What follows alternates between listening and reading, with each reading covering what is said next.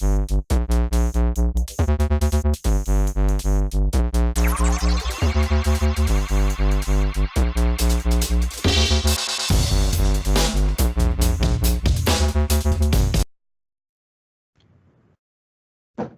going on, guys? Matt Weik, Jimmy Mentis here with another episode of Fit Business. We have another special guest this week. Jimmy, why don't you introduce who we got?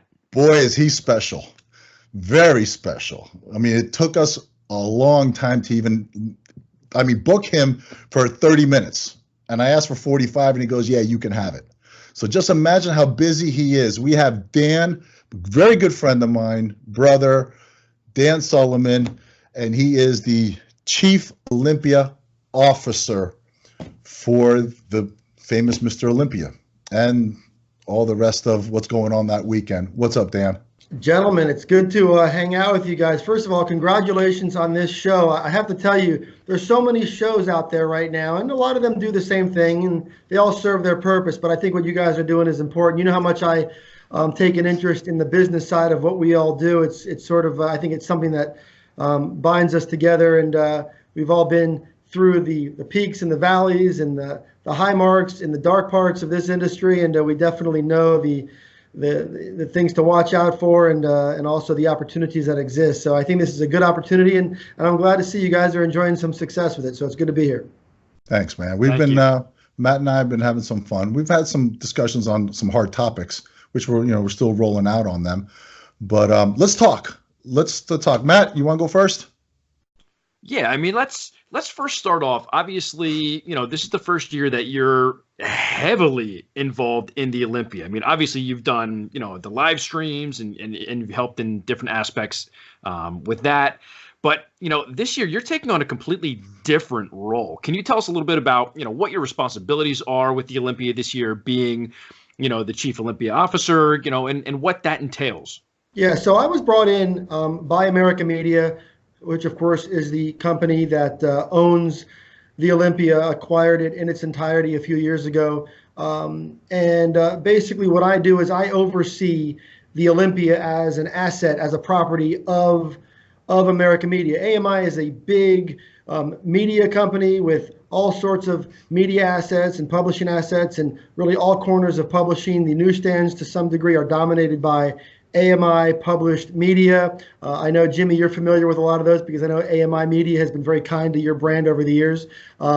Everything from Us Weekly to OK, and the list goes on. And of course, the Olympia is just one part of the company. And what's happened is they brought me in because the Olympia, as successful as it is as an event, it's also a very multi-dimensional part of the company. There's licensing components, there's branding, there's marketing, there's revenue, there's all sorts of things that the company AMI works to maximize. And I think the general feeling was, and I'm always very quick to give credit to everyone who's been a part of the Olympia prior to my arrival, including Robin Chang, who did a great job for many years as the event director. But I think one of the things that our CEO decided was that the Olympia is a 5-day event, but there's another 360 days out of the year that present opportunities to develop the brand, to develop the Olympia as a property, to create all sorts of opportunities that extend back to the Olympia. And there's many components to it, from branding and marketing and licensing and all sorts of components to really ensure that the Olympia grows in ways that just go beyond that 4-day or 5-day event. Now, of course, the event is a significant part of the Olympia, and so my role is I oversee everything that connects to the Olympia for American media. Now, I know there's some confusion out there because historically, when you talk about a fitness or bodybuilding event, you just think along the lines of, okay, who's the promoter or who's the producer of the event? Now, what we've done is we recently brought in a gentleman named Tamer El-Gindi, who does a really great job as a promoter. Promotes events all over the world. He's based out on the West Coast, out there in Southern California. And we brought him in to basically produce the weekend for us, to execute the 4 or 5 day event, which of course includes everything from an amateur Olympia that we have out in Vegas, to the Friday and Saturday night arena production, to the Expo that takes place at the Las Vegas Convention Center. So all told, it's a very multi-layered event, multi-layered property, and all of it is basically my responsibility. So hopefully that answers your question. Wow. Okay. Wow. Good luck with that. Yeah, I was just thinking, I'm like, oh, well. All right, guys, that's the show for today. I used to say back in my days of hosting Pro Bodybuilding Weekly, there was always those guests. Sean Ray was one of them, where you'd always joke, you'd bring on the guest, you'd ask 2 questions, and then you can go outside and wash your car, and the show would just kind of take care of itself. So forgive me for being long-winded, but this might be a show for you guys. That was good. It's like I knew part of it, but now that I'm actually paying attention, right. I think it's great. That's a lot. And I mean, do you sleep at night? It's funny. You ask a really good question, and I know you guys like to go past the initial layers, so I'll do that for a second. One of my very good friends, somebody who I think you guys knew as well, Sean Perrine. He was a longtime editor. I consider him an icon of the fitness journalism space. He was an editor-in-chief at Muscle and Fitness, Flex Magazine. He worked for this company. He worked in the New York office for many, many years, and I had a chance to know Sean. Sean passed away, of course, as everybody knows, about a year and a half ago. And so when you ask that question, Jimmy, it really makes me think about Sean, because it really is easy to get buried in this stuff. It's easy to let the stress kick in and not to sleep and to wake up at 5 a.m. and grab the phone and start responding to emails and staying up late. And it's a lot. I'm not gonna lie to you guys. It's a very significant responsibility. But whenever I get to that place where I feel like it's getting real heavy, I think back to Sean, and I think back to the advice that I used to give him and the advice that I wish I could continue to give to him. And that's just basically, we all have to take a breath once in a while. So whenever I hear people talk about the burden and the stress and the responsibility, yeah, it's there, man. But it's really, the onus is on all of us to make sure that we find some kind of balance and don't get swallowed and eaten up alive by it, because it sure is easy if you let it. Right. Because again, this is something that it's a business, right? Yep. It's a business. And this is not a business. You said it's 365 days out of the year, but this business boils down to 5 days. It's showtime, 5 days. So can you take that step back at that crucial moment? If you're talking to a potential sponsor, if you're talking to a potential entity that's going to partner up with you, and you have to take that red eye from California back to New York, and you come to that point, it's like, oh, I can't do this.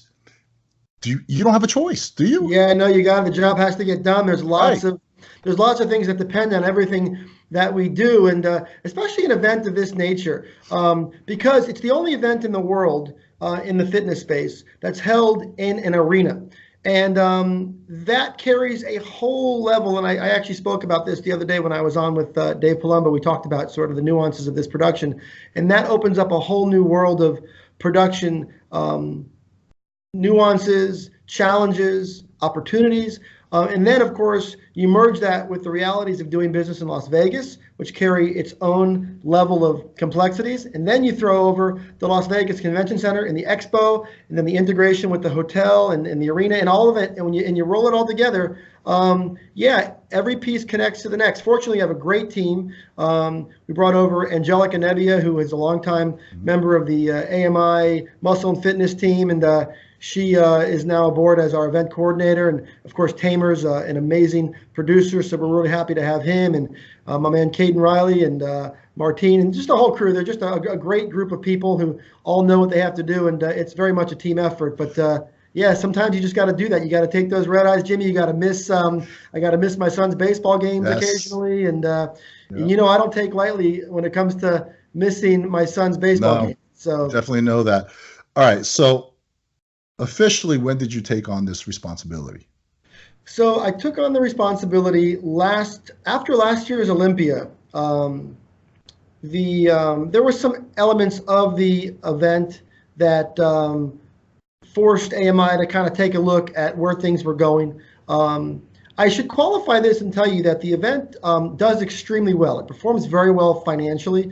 It's a very solid asset and a very valued one. Our chairman at AMI cares deeply about the sport. and about the event. So it's one of those things where we get a lot of support from all levels of the company. But there were some things that they wanted to kind of develop, and I got a call from a gentleman named Chris Gardina, who's the executive vice president over at AMI, and he had a bunch of questions for me just about my thoughts on the Olympia. And that happens a lot. I know you get those calls too, Jimmy. People wanted to pick your brain about, hey, you were just out here at this event, or you just saw our new supplement line launch. Any thoughts on things that you've seen? And I always have those conversations. Every couple of weeks, somebody will call me and we'll kind of pick each other's brains, and they'll seek out my opinion on something, and I'm always happy to give it, good, bad, or indifferent. And by the time that conversation was over, I had shared a lot of my thoughts on the event, on some of what I thought were lost opportunities. I kind of felt that more and more people were saying in June or July, they were saying, how come nobody's talking about the Olympia this year? Right. And being a part of the media, as I had been for so long, like Matt and I guess now you, Jimmy, you're part of the media now. But yeah, once you have a podcast, you're part of the media now, Jimmy. I'm worldwide now. Yeah, you are. You're a global sensation. But it got to a point where the conversation kind of developed to a place where I guess, I said some things that were interesting to them, and they ended up bringing me out. And of course, the very well-known CEO and chairman of AMI, David Pecker, he invited me to a. So you show up. So you show up first day at work. And the reason why I'm asking you these questions is because it's a business. Sure. You're promoting a business, and maybe there are other promoters out there worldwide that need this information. So you show up for work for the first day. What's the first thing you looked at, and what was the biggest hurdle within the first 2 weeks that you said, "Wow, I need to take care of this right away"? Yeah. So the Olympia, to some degree, it's like that. It's like that. Maybe that thing that you've always wanted to, that vacation you've always wanted to take, that mountain you've always wanted to visit, that waterfall you've always wanted to get up close to, and you see it online and you read about it. Maybe you even, flew over it at one point on an airplane, but then you finally get there and you realize the vastness of it, the gravity of it. And I don't want to overstate it. I don't want to make it seem like it's, but it's a bigger thing, especially because it lives within the context of a corporation. So that makes it even larger because there's so many components to it. So my first thought, to answer your question, was just the overall size and the elements of the event. It's not as simple as just, hey, we have a venue, let's get some competitors, let's sell some tickets, and let's go. There's so much more to it. So that's the first thing. The hurdles, I feel like, and if you want to kind of get into the realm of advice to other promoters. Yes, please. I think inclusiveness is the biggest thing. I felt that over the years, the Olympia, as much as it's grown, as much as it's become very successful, and a lot of people deserve credit for that, but I do feel to some degree that there had become a disconnect. People who were very close to the event for many years, people who felt that the Olympia was a part of their story, a part of their journey, something that they really felt was a meaningful extension of their place in this industry. I felt that to some degree, a lot of those people had kind of moved aside. I don't want to say they were pushed aside because I don't know if that would be fair, but I just felt like there were people that no longer felt as connected to the Olympia as they used to. And so I've worked very hard to make sure we resolved a lot of that, especially as somebody who's connected to the media like I am. I know how much it means to show up at an event and have the opportunities to cover it the way you want to. I know what it means to be I've never been a former bodybuilding champion, right? But I can only imagine what it would mean to, guys like you, Jimmy, or Jay Cutler, and these guys who, have been around for a long time. You want to show up and you want to feel, welcome. Right. And you want to feel like you're a part of the event. True. And I just kind of felt the more I would talk to people, I realized that for reasons that I don't fully understand, a disconnect had taken place. And when you lose that connection, you lose that advocacy. And when you don't have people out there advocating for the event, the trickle down is significant. It affects exhibitors, it affects sponsorships, it affects ticket sales, it affects every part, it affects word of mouth. So it's important that people get back to a place. So I would say to any promoter, whether you're promoting the East Minnesota NPC Championships or whether you're promoting the Arnold Classic or whatever it is, make sure that the community, the fans, the athletes feel a real genuine connection to the event, because if they don't, you've really lost out on a lot of opportunities. And basically, if there's damage there already, you know, go back, fix it, because I agree with you. The Olympia had lost that emotional connection. I lost that emotional connection with the Olympia, and people like me were going to the Olympia to, it's in our blood, to have fun. Then it became an expo and a show, and there was no camaraderie anymore. There was no like, hey, let's hang out, let's do this. It was always about expo booth, and then the show. And I agree with you. I can tell you right now that, and we are what, 7 months away?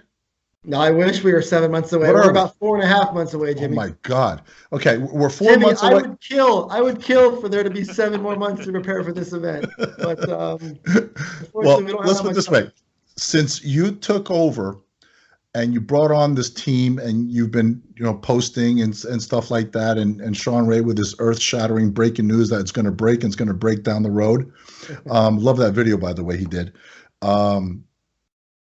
There is more excitement at this Olympia on the front end than there was in the last 2-3 years. So kudos to you.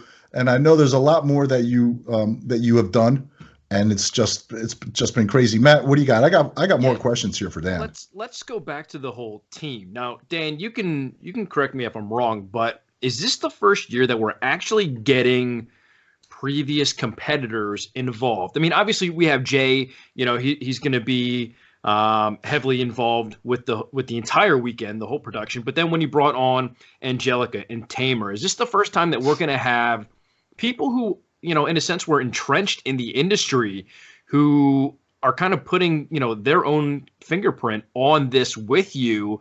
And, you know, how is that perspective? Is the dynamic good? Because being that they've been in the industry long enough, it's not just a production company in the sense of maybe they're doing a million other, you know, markets and industries and stuff like that.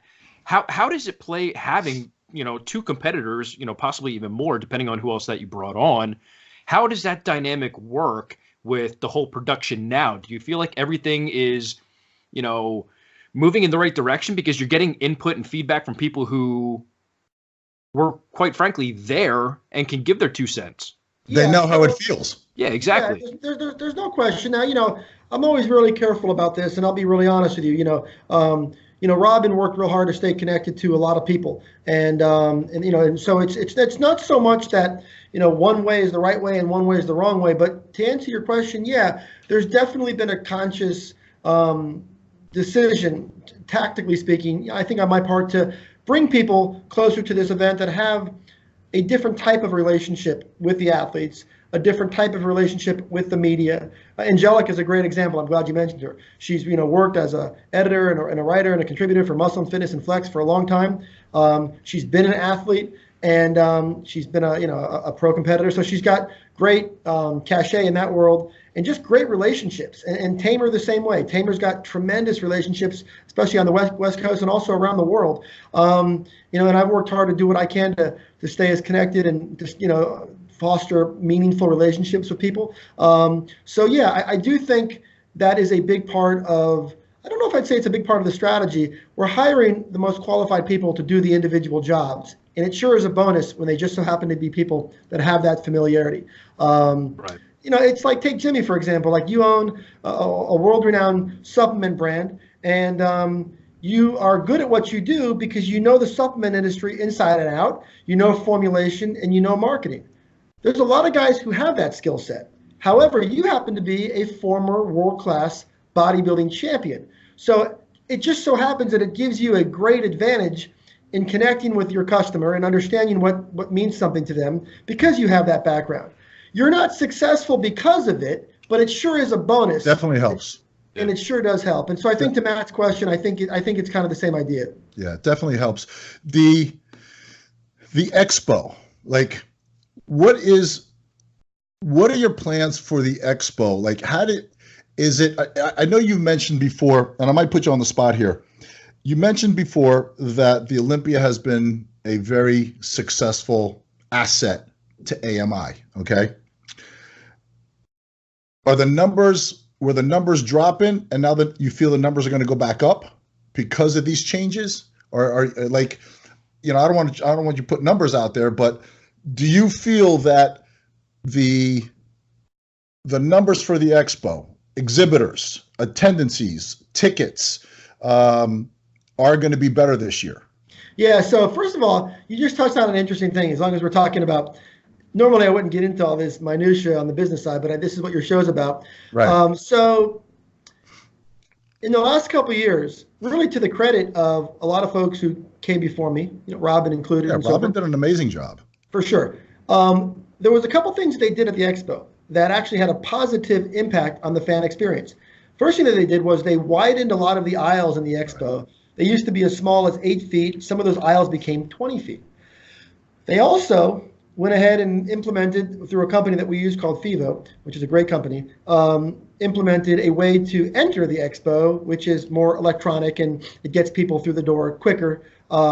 So what happened was, by doing those things, suddenly the expo didn't look as crowded as it used to, and it didn't feel as crowded because the aisles were wider. So maybe in prior years, you would walk through the expo and you would be all jam-packed. You'd be up in everybody's business, right? But because of some of those changes, it kind of opened up the flow of traffic, which sort of opened up and created the sense that maybe there weren't as many people there.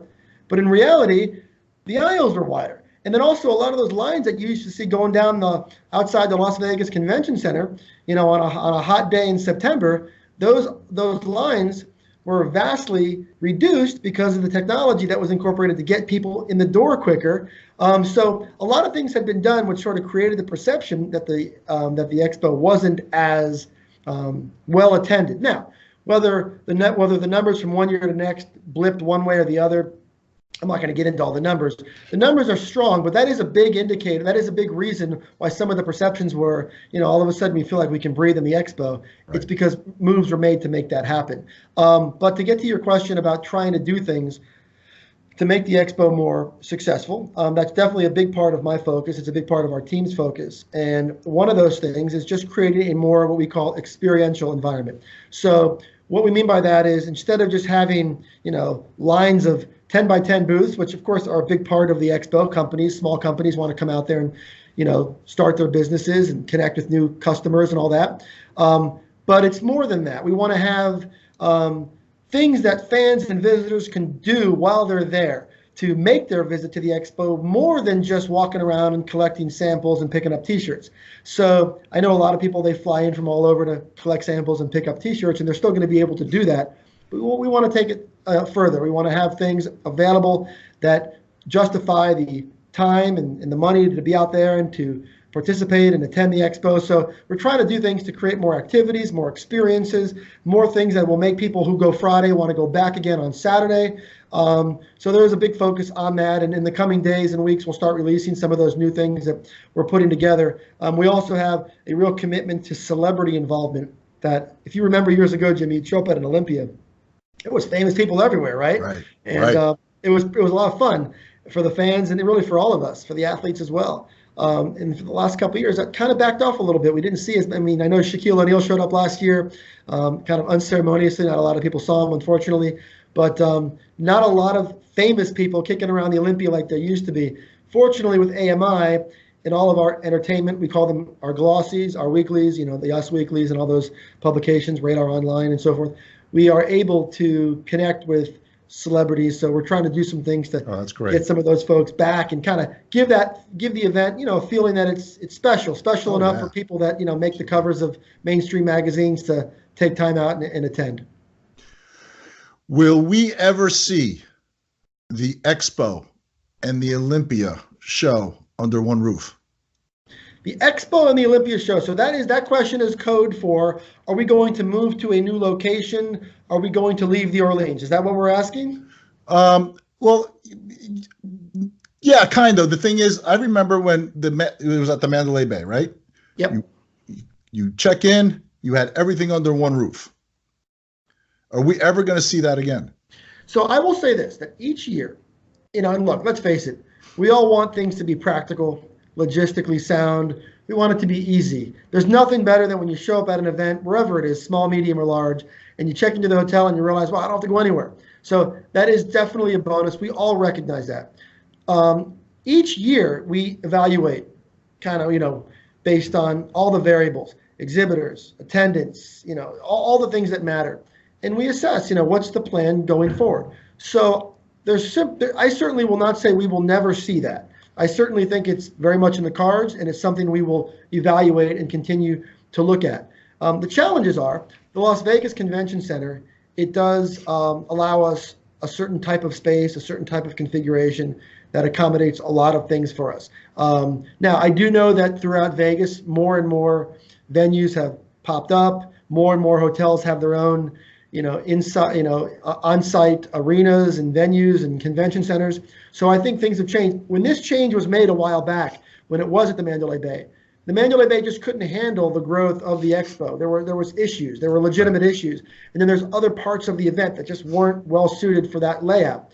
I think things have changed. Other properties around Vegas, I think, have become more able to accommodate an event of the Olympia's scale. And I think we're going to continue to look at it. Look, we would all like to see ways to improve the fan experience. That obviously is something that needs to be looked at. But right now, our relationship with the Orleans carries a lot of positives, and I'll tell you why. So, for example, the Orleans Arena is a tremendous venue, and it really does provide us a lot of production opportunities. They hold world-class sporting events there throughout the year, and we're happy to be there. It happens to be attached to the Orleans Hotel, which provides incredible pricing for our attendees. Nowhere in Vegas can you stay for, I think the Wednesday, Thursday pricing, something like $60 a night. Yes, it's crazy. It's unbelievable, right? And I know the weekend pricing, it goes up a bit, but I just know that for people who are coming in, they're spending a lot of money on ticket packages, VIP ticket packages,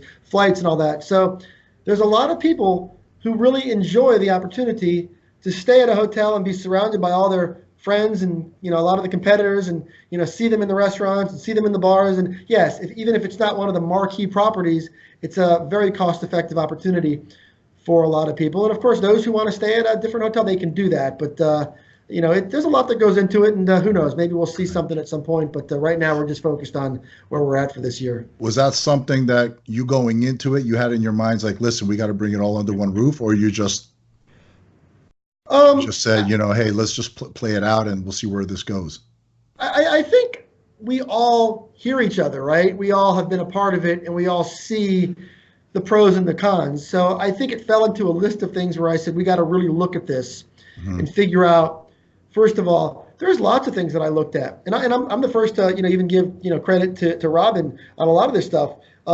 There's a lot of things that a lot of us looked at from the sidelines and said, that needs to be different, or that needs to be different, or we should change that. Then you get in and you get closer to it and you realize, oh man, now I get why it's being done that way. Right. And as much as we would like to change it, there's a reason why. And, it's sort of like if I called you up and said, Jimmy, it'd be great if your pre-workout had that ingredient in it, everybody would love it. And do that anyway.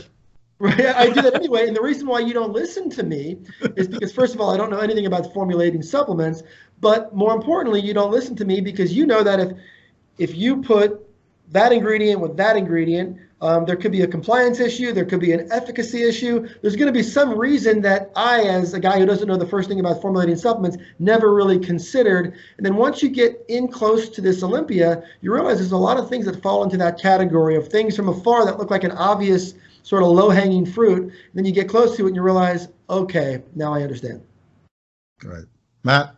Yeah, I think that's the biggest thing. I mean, obviously, like Jimmy said earlier, I mean, there's so much talk about the Olympia so far in advance. I mean, I remember, being technically media and writing content and writing articles and getting people excited almost up until 2 weeks before the Olympia. It was like nobody was talking about it. And that's not to discount anything that Robin has done in the past, or AMI, or the whole promotion of it in previous years.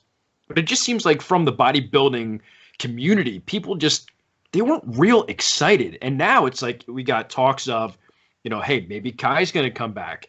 Is Phil potentially going to come back even after saying that he was going to kind of shut it down for this year? I think there's a lot of excitement that's going into this year, and with the production changes and with you, kind of helping to run the show and putting things in place and bringing in the right people. I think people are, super excited, super pumped. Hopefully they've already gotten their tickets if they haven't already. But if people are looking for tickets, where should they go? Obviously the website.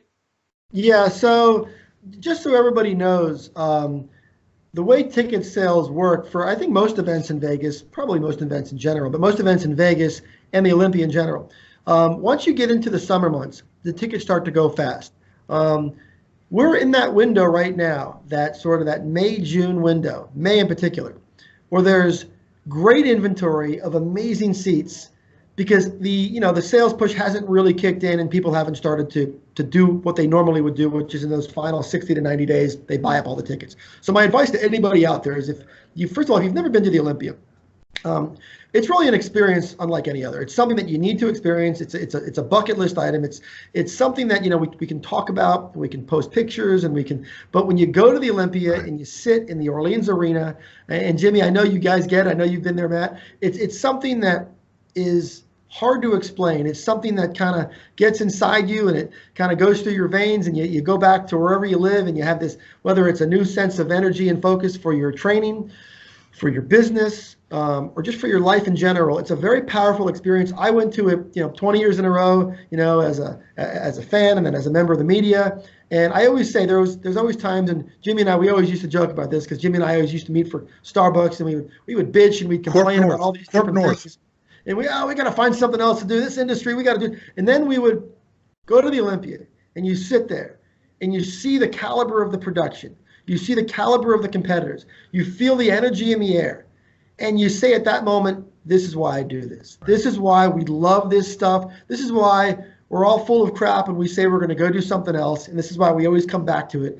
Because events like the Olympia, the Arnold Classic as well, it's a tremendous experience. They provide validation for why we are committed to this world, this industry, and it's a special thing to experience. So if you've never been out there, get out there, go out to Vegas the middle of September. MrOlympia.com has a tremendous inventory of tickets right now. Go get your tickets. You can get VIP packages if you want to experience the weekend in its most complete and in full form. Yeah, we have a tremendous showdown this year. Of course, Sean Roden's trying to prove that he's not a one-hit wonder, and a lot of people think that he's going to be one and done. Sean Roden's a very formidable competitor. Don't be shocked if he comes in even better. Right. I know he's working with a great trainer in Chris Aceto, and I'm sure they have a whole lot of things up their sleeves to come in and just remind everybody why he's Mr. Olympia. But of course, there's a lot of guys in this lineup that are viewing this as an opportunity, because I think that's the consensus among the fans and among the athletes, is that this thing's up for grabs. And there's no better Olympia. I've always said, all the great Olympias in the history of the event are the ones where a new champion is crowned, right? Those are the ones we remember, right? We remember 98 Ronnie. We remember 2006 Jay. We remember the night Phil Heath became Mr. Olympia. And of course, we remember last year for Sean Roden. So I don't know if it's going to be that way this year, but I can tell you that, get to MrOlympia.com, get your tickets. Want to see everybody out there, and I think you'll appreciate that you did. It's exciting. So I got one more question. Sure. As you know, I'm very heavily involved in the Clash series as a promoter and title sponsor with Joe Pasculu and Trey Bennett and all those guys.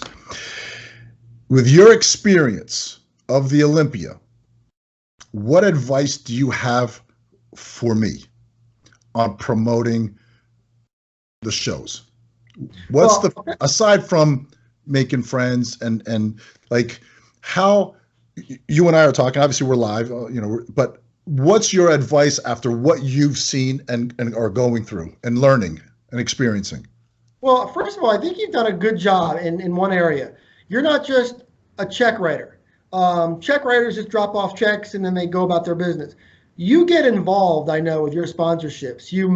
When you bring your brand BeautyFit aboard, I've seen you do it many times. First of all, Joe and Trey are tremendous. So big shout out to them. They do a great job. And Joe's also doing some big things in Florida as well. So right. We're very, very pleased with the work that those guys are doing, and they've been very supportive.